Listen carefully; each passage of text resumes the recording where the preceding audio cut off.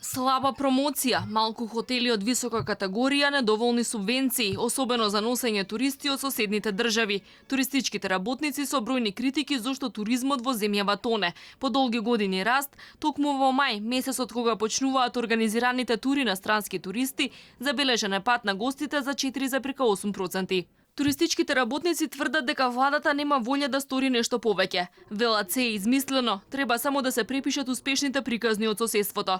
Лошата инфраструктура, малиот број патокази и отпадот долж патиштата се некои од причините зашто туристите не ги посетуваат локалитетите и зашто од 4 милиони патници кои само поминуваат низ Македонија, ретко кој се задржува овде подолго.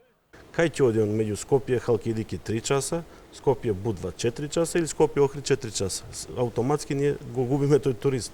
Значи, сакал неќел, човекот ќе се одлучи по автопат, го направија Косово цел комплетно направен патот, значи стигаш во Будва, ако нема гужва на граници за 4 часа.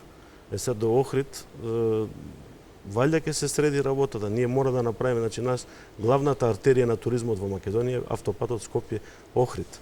Значи треба да се направи Битола Охрид, треба да се направи и сите тие пропатни патишта за да се зголеми бројот на туристи. Земјава слабо се промовира во странство, а општините не соработуваат доволно со бизнисмените за да се изградат што повеќе сместувачки капацитети. Туристичките работници сметаат дека неопходна е стратегија на кои локации да има градежни маркички за изградба на хотели. И покрај долгата традиција, лошата услуга останува главен проблем.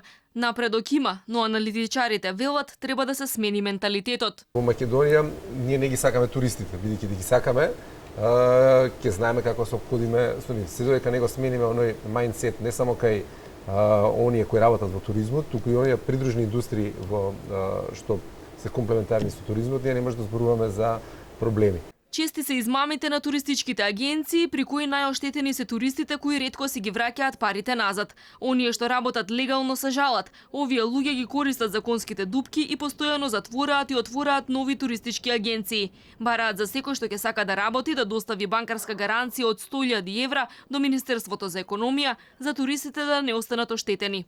Тоа е прашање на болка, која не е регулирана не години, децении. Со тој депозит, таа болка можеби ќе се ублажи и нема се нешто или се некој да излегува на пазарот и да се представува за туристичка агенција и да измамува клиенти и партнери, хотелиери или било кој. Дел од предлозите на туристичките работници се изградба на конгресен центар во Скопје, посебно Министерство за туризам што ќе се занимава детално со овој сектор и обнова на ски центрите во државава. Дел од проектите не се ниту разгледани, други останаа само на хартија. Македонија лани конечно ја надмина бројката од 1 милион туристи, што сепак е помалку од најдобрата 1987 година, кога земјава ја посетиле 1 милион и 200.000 туристи.